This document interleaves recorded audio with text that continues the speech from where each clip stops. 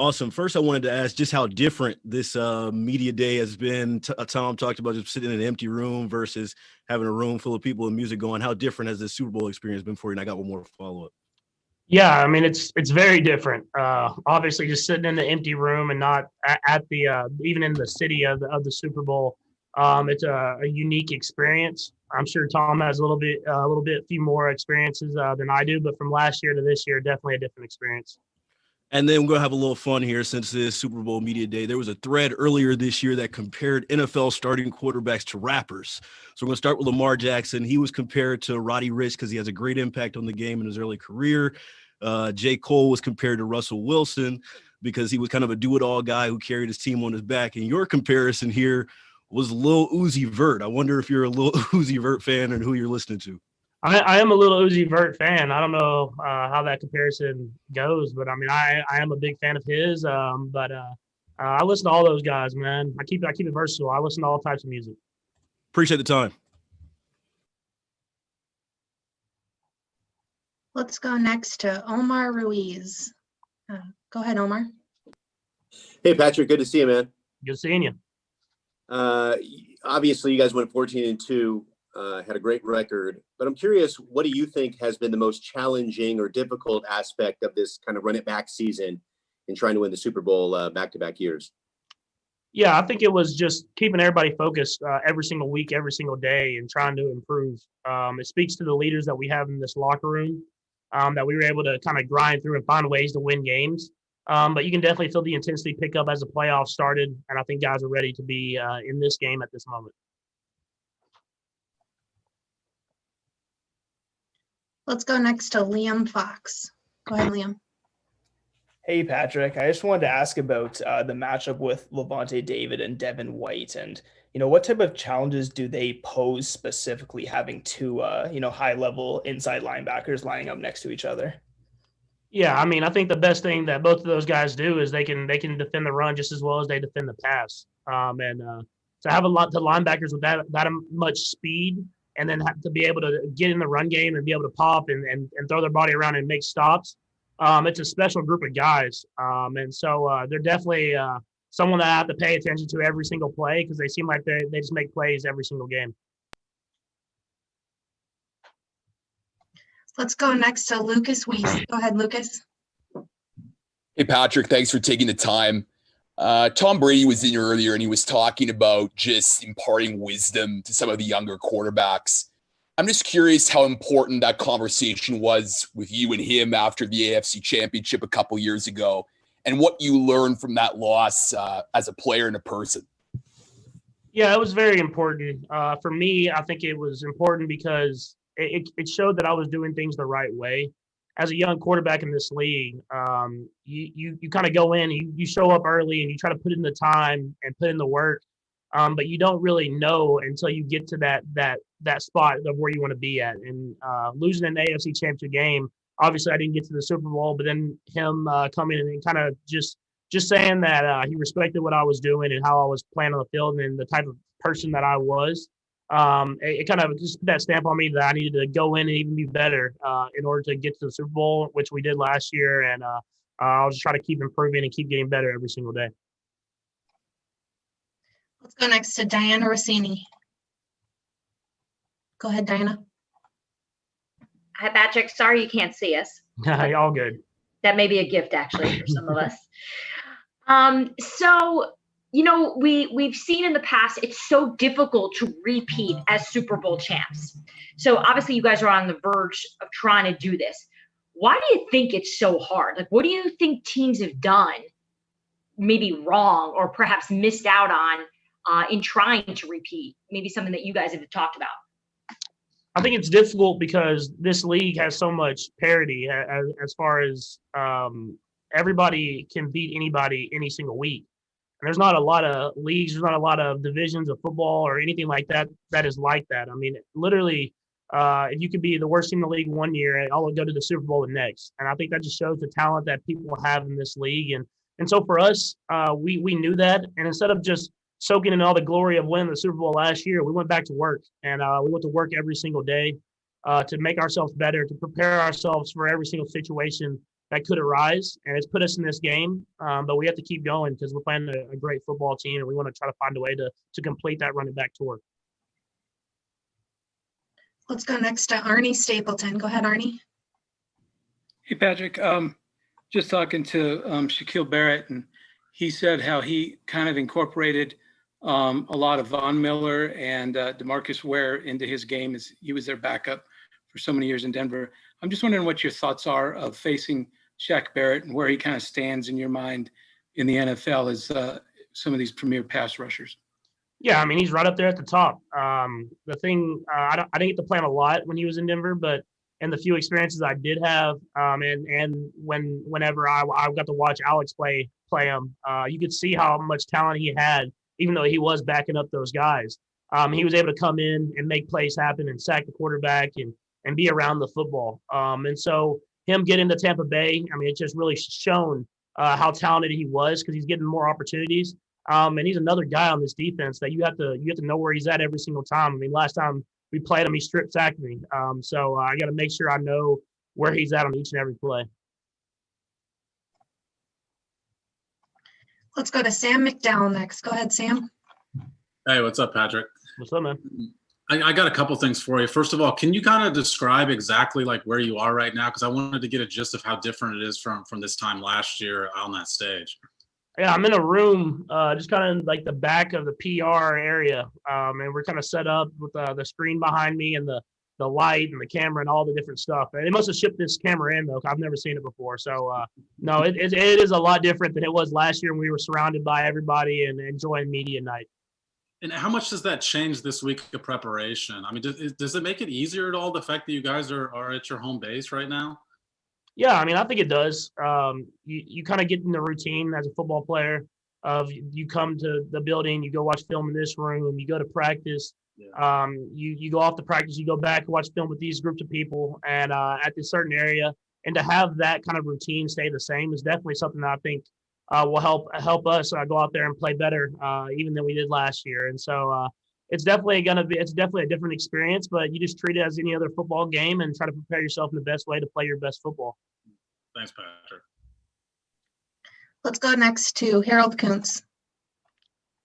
Go ahead, Harold. Hey, Patrick, happy Super Bowl week to you. Oh. Hey, Tom Brady just mentioned that a lot of the things he was asked about what he would like to do that you can do.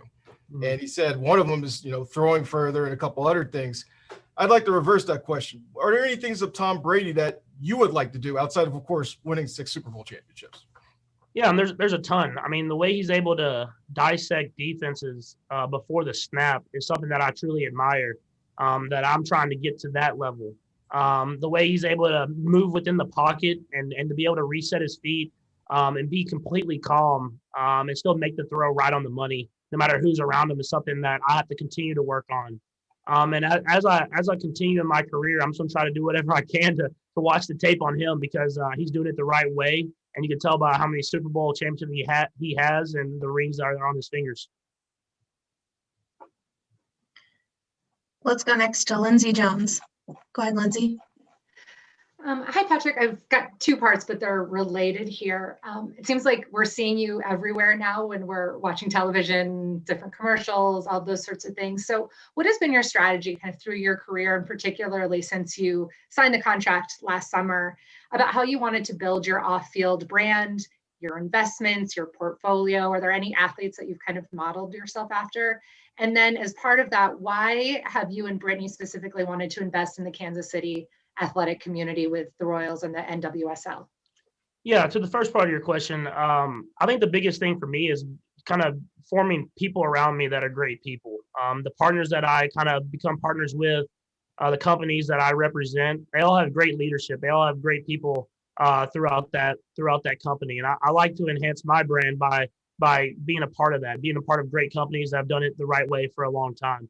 And then to the part about Kansas City, I think the thing with me and Brittany is we want to invest in this community as much as they've invested into us. And as far as me investing in the Royals and becoming a part owner in there, and really that's one of my joys I've always had with baseball. And then her with the NWSL team and bringing them back to Kansas City, a place where women's soccer is really, really emphasized and supported. It's just the tip of the iceberg, and we want to continue to invest in this community to be the best community that it possibly can be. Let's go next to Adam Teicher. Go ahead, Adam. Hey, Patrick. You were joking after the Buffalo game about Tom Brady and saying this was 150 Super Bowls and stuff for him. But wanted to ask you, in all seriousness, what kind of role model has he been when you were a younger football player? I mean, what kind of influence did he have on you maybe wanting to go into football, if any? I mean, did you, when you decided you were going to play football instead of other sports, was it, hey, I want to be like this guy, anything like that? Yeah, I mean, if you're a young athlete and you play any sport and you don't look up to guys like Tom Brady, then you're crazy. I mean, the guy that's had success year in and year out continues to make himself better and not be satisfied with where he's at. He's the type of greatness that you strive to be like and to be towards as you grow up. And so for me, I grew up watching him play, and he's still here playing, and he's still at the top of the game. So for me, I just continue to watch him and watch the things that he does on and off the field in order to figure out the best way to make me the best player possible. Let's go next to Brian Costello. Go ahead, Brian. Patrick, just wondering if you could describe what this last year has been like for you, going back to the Super Bowl last year, you know, all the success you've had in the field, getting the contract, expecting your new baby. Just try to imagine having a better year than the one you've had. Yeah, I mean, it's full of ups and downs. I think that's the biggest thing. I mean, obviously, winning the Super Bowl, amazing. Being able to celebrate that first championship in 50 years in the Chiefs Kingdom, the parade, all that was awesome. And then we got hit with the pandemic, and I think as a country and as the world, we all strive to continue to try to keep each other safe and keep ourselves safe. And then with all the social injustices and things going on in that realm, as a nation, we've had to find ways to strive and make ourselves better there. And then now back into football season and then back in another Super Bowl. I mean, it's full of ups and downs. And I've just kind of realized that I can control what I can control. And that is to be the best person, the best player, and the best person in the community that I can be every single day. Let's go next to Caleb Byrne. Go ahead, Caleb. Hi, Mr. Mahomes. Thank you so much and congrats. Yeah, for sure. Thank you. So I know one of your buds, Tyrann Mathieu, is nicknamed the Honey Badger for how he plays on the field. But what do you think your spirit animal nickname is? Man, spirit animal nickname. I would like to be like a wolf. I feel like a wolf, kind of running around with my pack and being able to be a leader and someone that continues to attack and continues to lead as much as possible. What about your bud, Travis Kelce? What do you think his is? Travis, man, it's got to be something funny. I think he'd be like a giraffe. You know, he's kind of just out there grazing around the field, trying to make something happen. You know, find his different things that he can run around and do stuff with, and he's always a good time. All right, thank you so much, and good luck on the Super Bowl. Thank you. Let's go next to James Palmer. Go ahead, James. Patrick, Tom's very open about guys your age, if they want to put the time in with their bodies, can play to the age that he's playing at. Have you thought of that as a barometer? If you want to play to 43, 45, and do you already start putting your body through that about maybe having that? I mean, yeah, you have to. I think that's the biggest thing. If you want to play this sport for a long time, how physical it is, you have to invest as much time into your body as you do anything else. And so I've learned more and more in my young career so far about what I can do to keep myself available and healthy and try to be in the best nutritional state I can be in. I feel like I've gotten better, but I want to play as long as they let me. But in order to do that, I have to take care of my body as much as I take care of everything else on the field. Let's go next to Steve Walls. Go ahead, Steve. Hey, Patrick, how you doing, man? Doing good. Hey, Andy talked last week, and he called you a gym rat. And I know you put in countless hours during the regular season, and you just talked about routine. And I know that you have different media responsibilities this week, but do you feel like you're putting in more or less time at the facility with everything that's happening this week? Yeah, definitely more. I mean, you got to kind of invest everything you possibly can for this game, especially playing the team that we're playing. I think I've used the last week as a normal game week, put all the film down, got the different breakdowns in, everything like that, and then took advantage of every practice day that we had. Then I'm just going to restart it and do it all over again this week. And so having the 2 weeks, you don't want to take a day for granted. Obviously, you have to do the media stuff and you're appreciative of that and being able to come out here and talk to everybody. But at the same time, you make sure that you're getting your work done. All that prepares you for the game because that's the most important thing. Let's go next to Adam Teicher. Go ahead,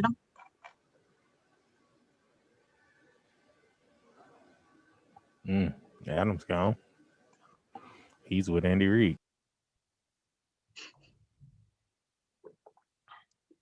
Adam? We'll come back. Let's go to Angel Wells. Go ahead, Angel. Hey, Patrick. With you facing an all-time great and arguably the greatest quarterback of all time in Tom Brady this Super Bowl, how does it feel at the age of 25 that people are already saying you can become one of the greatest quarterbacks of all time when your career is over? Yeah, I mean, it's obviously really exciting to hear, but you understand that you're really far away. There's so much stuff that can happen in this league and this game that all I can focus on is trying to do whatever I can to win the next game that I play in.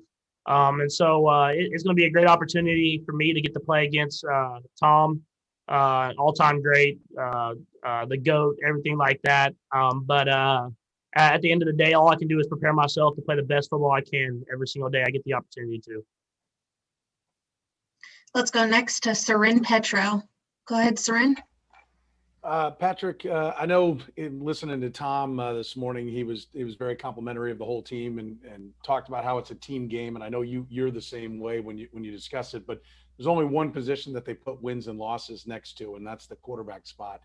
I know how competitive you guys have to be. This is likely your last matchup with Tom. It'd be 4 years from now if you'd see him again in the regular season, or you'd have to meet obviously in a Super Bowl again. Being 2-2, being that he has the one win against you in the postseason, does that make this one even more? I mean, is there even more of a fire in you to make sure that you get this win and have that 3-2 advantage? Yeah, I mean, if you're not fired up to play in the Super Bowl, then I don't know what else can make you get any more fired up. I mean, to be able to play in the Super Bowl and try to repeat is enough in its own. I mean, they said that the last game that we played was going to be the last time that we played. So I'm sure he'll have to have something to say about that, trying to make Super Bowls, and I'll be trying to make more too. So, I mean, I'm definitely excited for this opportunity to go up against them and against that team. It's gonna be a great game, and I'm glad that we're back in this game and getting the chance to win another Super Bowl. Let's go next to Matt McMullen. Go ahead, Matt. Hey, Patrick. Apologize if something similar has been asked already, but you guys have been saying since February you wanted to run it back, and every champion wants to do that. But what's it say about your team, your teammates, this whole organization that you guys are now back in a situation where you can run it back? Yeah, I think it's just we have a great culture, a great group of people, and some great leaders in this locker room. Guys that weren't satisfied with just winning one Super Bowl, they wanted to be back in this game and they want to win it. And so they knew that it took hard work every single day. We couldn't just show up and be back in this game, and they've put in the work. And so I'm just excited to have another opportunity to accomplish our main goal, and that's to win the Super Bowl. Let's go next to Matt Derrick. Go ahead, Matt. Hey, Patrick, I always like to pester you about watching film. And I'm just curious. I mean, when you've got 2 weeks, and especially when it's a team that you've already seen during the regular season, is there any way you attack it different? I mean, are there different things that you pick up, or is there a different, plan to your attack when you've got this time against a team like this? Yeah, in a sense, but at the same time, it's very similar. I mean, you just watch more games, you get a better feel for the defense. You try to think of stuff that they could present to you. You look at different coverages and how they played and see if you can get different tells. It's a strange thing. You get an extra week and you try to find different things. At the same time, you don't want to be looking for ghosts and looking for different stuff on the field. You want to be able to play fast and be who you are. And so for me, I'm just going to try to prepare myself the best way possible to have answers for every coverage that they can throw our way and try to get the ball to all these playmakers I have around me. Let's go next to Jonathan Jones. Hey, Patrick, now that you've gone through a Super Bowl, now that you've had a road game, especially this year in Tampa, how much mental envisioning do you do for the game on Sunday, and when do you do that? And then finally, do you try to manifest a win through positive thoughts, or do you just kind of more prepare for everything good and or bad?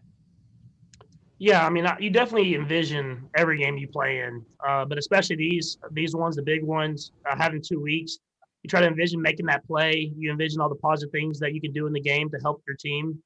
But at the same time, you just go in with a blank slate and ready to and prepared for everything. Being down in games, being up in games, finding ways to win. I think that's the biggest thing, and I think we have a lot of guys in the locker room that know how to do that. Let's go next to the Play 60 super kid, Amaya Brannon. Go ahead, Amaya. Hi, Mahomes. How are you? I'm good. How are you doing? Good. So my question for you is, even though I'm a Bucks fan, can I still be a Mahomie? If so, what is a Mahomie? Oh, you can always be a Mahomie. A Mahomie is just someone that loves to help others and loves to be a part of the community and making the world a better place. Thank you. Let's go next to Luke Easterling. Patrick, when we talked to Tom Brady last week, actually, he had mentioned that, Super Bowl experience isn't what matters. It's who plays well for those 4 quarters, right? So I wonder if you agree with that, but also if whether it's his, longevity in terms of experience in the Super Bowl or your own, having just played on this stage last year, if you do think there is an advantage that can influence your execution and your ability to play well for those 4 quarters because of that experience. Yeah, I mean, I think once you've played in one big game, you understand what it's like. And then after that, it's all about just going out there and executing and finding ways to win. Every single football game is different. You never know what to expect, but you try to make sure you're prepared for as many situations as possible. And so it's going to be a great game. I'm excited for it, and I'm excited for whatever it entails. Let's go next to Chris Lilly. Go ahead, Chris. Hey, Patrick, I was wondering what can you say about Byron Pringle's ability to make the most of each opportunity despite, his limited snaps each game? And do you ever see him not smiling? No, I meant smiles all the time. I mean, that's the type of attitude that he has and he works with. He always has a positive attitude when he's in the locker room. Every single rep he takes, he's 120%. And whenever his number gets called, he makes plays. And so I'm excited for him to get to play in a Super Bowl in his hometown. And I'm excited that he is who he is, and I get to have him on my team. Let's go next to Adam Kilgore. Go ahead, Adam. Hi, Patrick. What makes Travis Kelce different or unique in the way he goes about getting open? And as part of that, is there anything that he does, whether that's like reading coverages or the way he makes himself available, that you can tell he used to play quarterback at a reasonably high level? Yeah, 100%. I mean, the way he's able to read coverages on the move and have an understanding for what the defense is doing and what we want as an offense and how to get himself and others open is what makes him so special. He does a great job of not caring who gets the ball. He just wants to make a positive play for his team, and that's what makes him so special. And definitely the quarterbacking in his history is kind of it gives him that understanding of how to run routes. Let's go next to Pat Leonard. Go ahead, Pat. Hey, Patrick. At what point did you and Andy Reid and your offense realize that you were, let's say, for lack of a better way of describing it, pushing the limits of what you can expect from an offense? And how do you stay on the cutting edge of that? Like, how do you stay on the cutting edge of being the team that is kind of opening people's eyes that an offense can do more than we thought, and it can actually then do even better than it did the year before, and kind of be the team that every other team is now going and hunting a quarterback and the kind of offense that you have? I think we just challenge each other every single day. We do whatever we can to put guys in the best situation possible. And then we try to do different things that we haven't seen before and that we've kind of made up on the fly. And so we try and hopefully it's positive and we try to put that into our offense. But if we have a negative play, we just forget about it and keep moving on and keep trying to figure out ways to make it better. And that's what Coach Reed kind of instills in the whole team, and you can see it on the field on Sundays. Let's go next to Mark Potash. Go ahead, Mark. Hey, Patrick. Tom Brady said that you have the ability to focus when the moments are biggest. How much do you value that trait? And do you feel that is a gift? Is that innate? Or is that something that you have developed as you've competed more in throughout your career? I think it's a little bit of both. I think for me, it's more I just want to win, and I don't care how that happens. I'm gonna do whatever I can and leave every ounce of effort and everything on the field. And I, luckily enough, I have a lot of good players around me that make my job easier. And so I just leave everything I have on the field, try to do whatever I can to win the football game. And we've had a lot of success these last few years, and we're going to try to continue it as long as we can. Let's go next to Rachel Lindsay. Go ahead, Rachel. Thank you so much. What's up, Patrick? How are you? Good. How are you doing? Good, good, good. So it's been a big year for you so far. You've been engaged, or you are engaged, soon to be father. You're going to the Super Bowl again after Sunday. What's the first thing that you're going to do? And what's your favorite part about preparing to be a father right now? I see the way you smile when some of the kid reporters ask you questions. Yeah, I think after Sunday, I mean, hopefully we win and I can kind of celebrate with my teammates as much as possible. And then after that, I'm preparing to be a dad, and I mean, it's going to be special to have a baby girl, and to be there and be a part of it and be able to just do whatever I can to be the best dad I possibly can. And luckily enough, I have a great support system around me that can help teach me with the guys in this locker room, my parents, the community in Kansas City, to help teach me to be the best dad I possibly can be. Let's go next to Dave Scretta. Go ahead, Dave. Yeah, catch up on your sleep before that baby comes. So much is being made of you and Tom, and I'm curious, when you look at Tom, do you see some of yourself in him and vice versa? And maybe where do you guys kind of diverge in your two styles?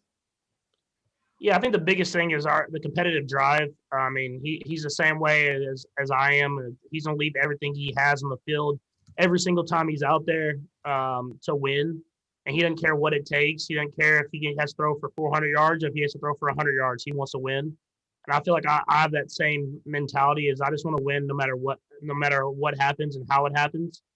As far as differ, I mean, it just I don't necessarily know yet because I'm still growing.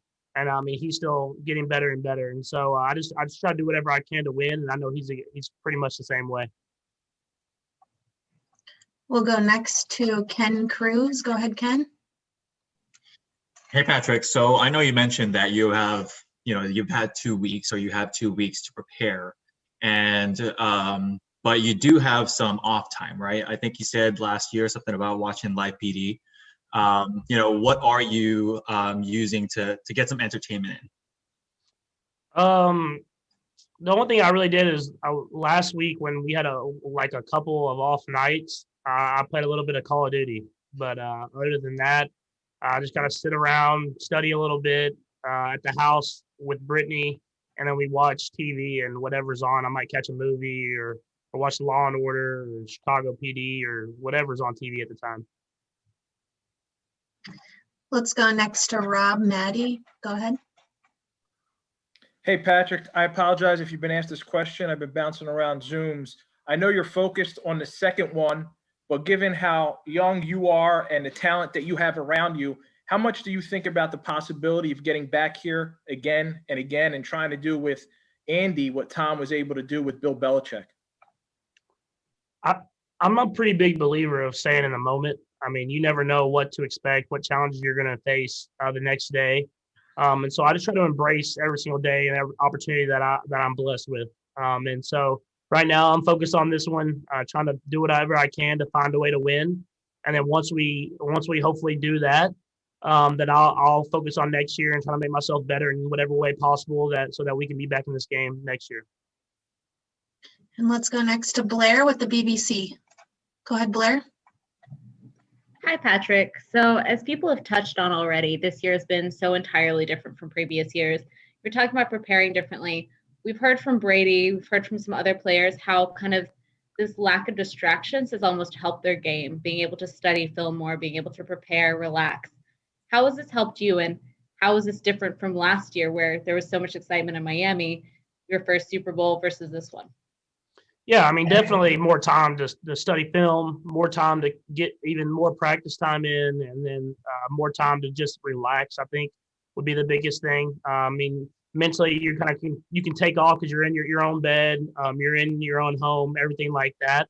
And so I just try to treat every single day like it's another opportunity for me to get better. And I feel like everybody on our team does that.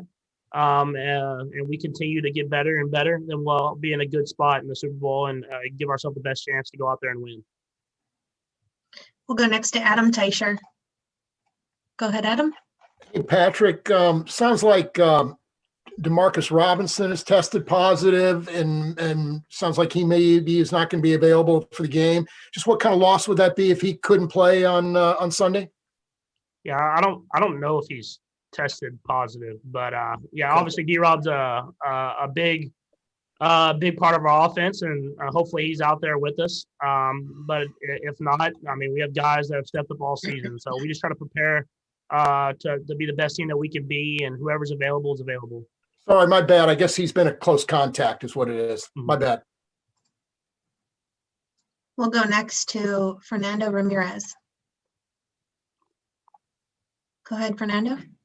Oh, thank you.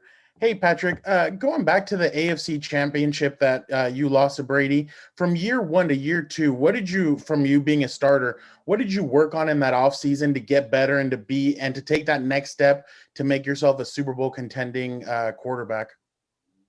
Yeah, I think you get in those big games and you learn from them how to start better, how to battle through adversity. I think with that first year, how hot we played and how we were able to jump on the scene and go out there and have a lot of success, that we didn't have those adverse moments of kind of building the team, of how to get through those together. And so losing in that AFC Championship game, we learned a ton in that game of how we have to improve ourselves so that we can find a way to get to the Super Bowl. And I think we did that last year, and we continue to battle through adversity this year.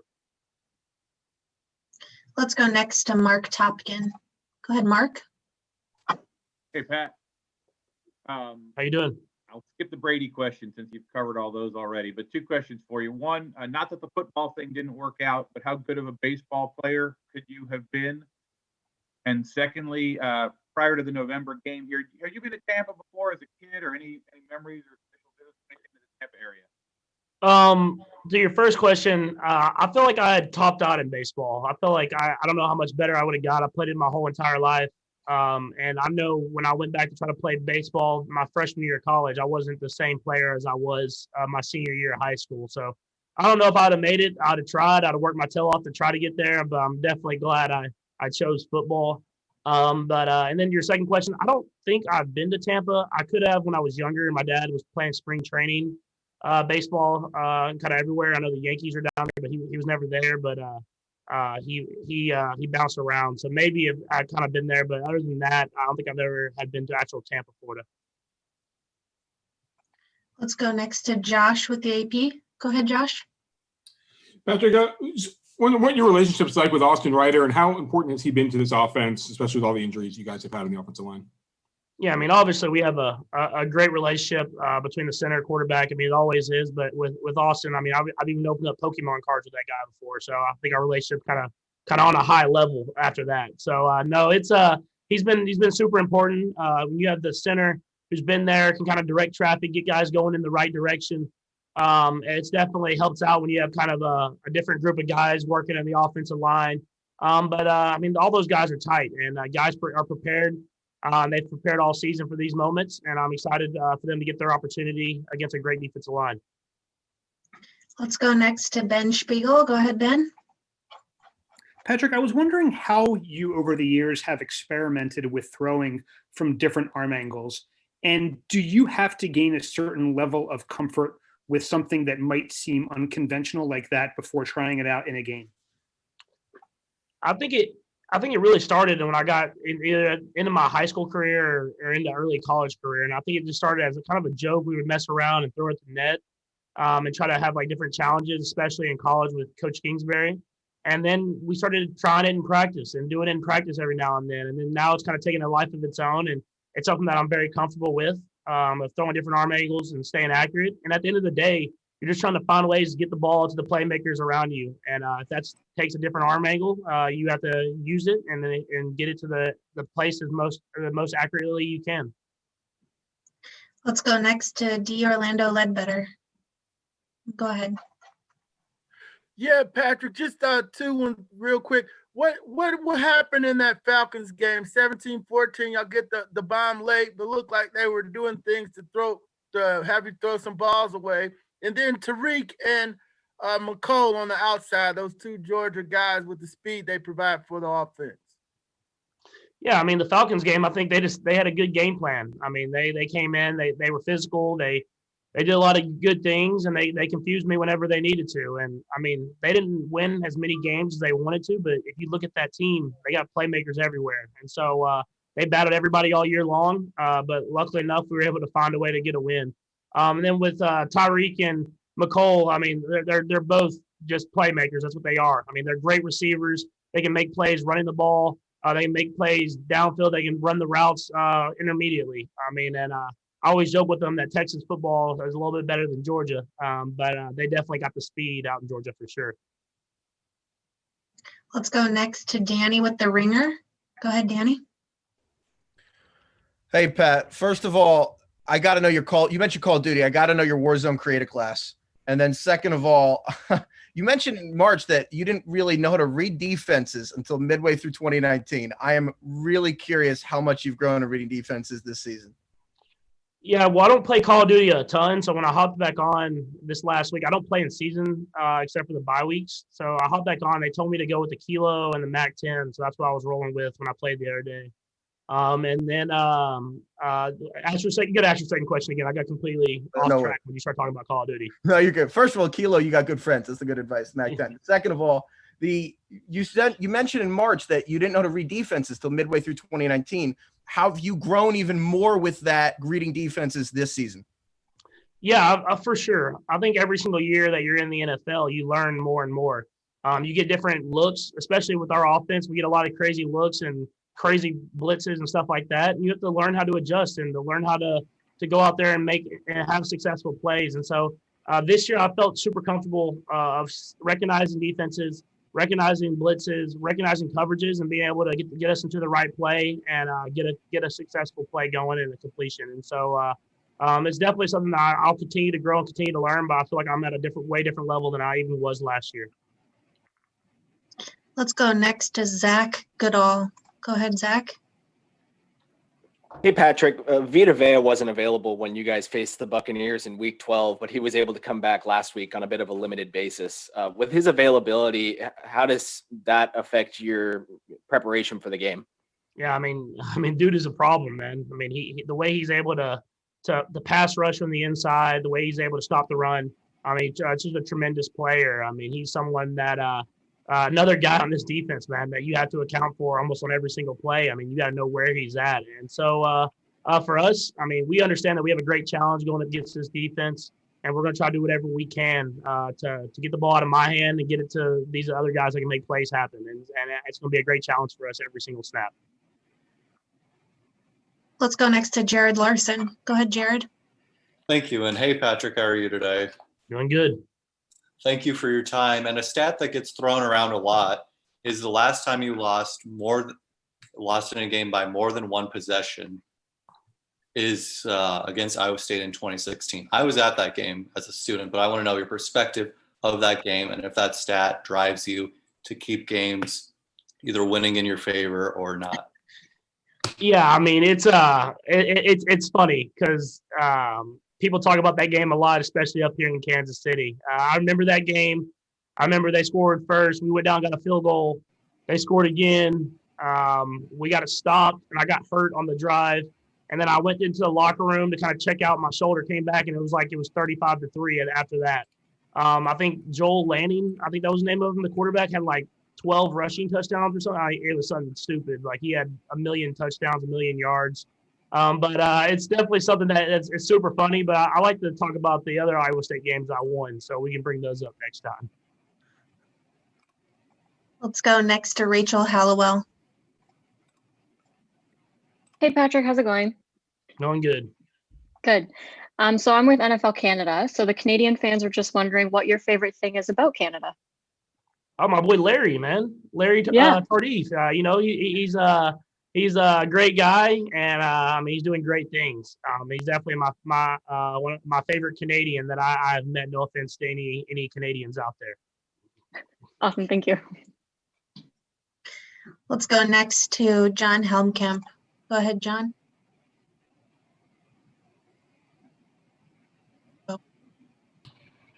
Hey, Patrick, can you hear me? Can hear you. Hey, Patrick, this is John Helmkamp with Deadspin. Congratulations for making it back. One question for you. Obviously, it's a big loss not having Eric Fisher there at offensive tackle. How is that kind of changing your preparation this week as you guys are going against a strong defensive front with the Buccaneers? Yeah, I mean, obviously you have to know where those guys are on that defensive line and how they're rushing the passer and how they're doing different things. But at the end of the day, you got to trust the guys in front of you, and I do. I trust these guys. They work their tail off to prepare themselves to be in this game, and we'll do different things to try to help them out. But at the end of the day, they're going to have to win their matchups for us to win the game, and so it's going to be a great challenge for them. But we're going to do what we can to get the ball out of my hands and get it to the playmakers and let them make plays with it.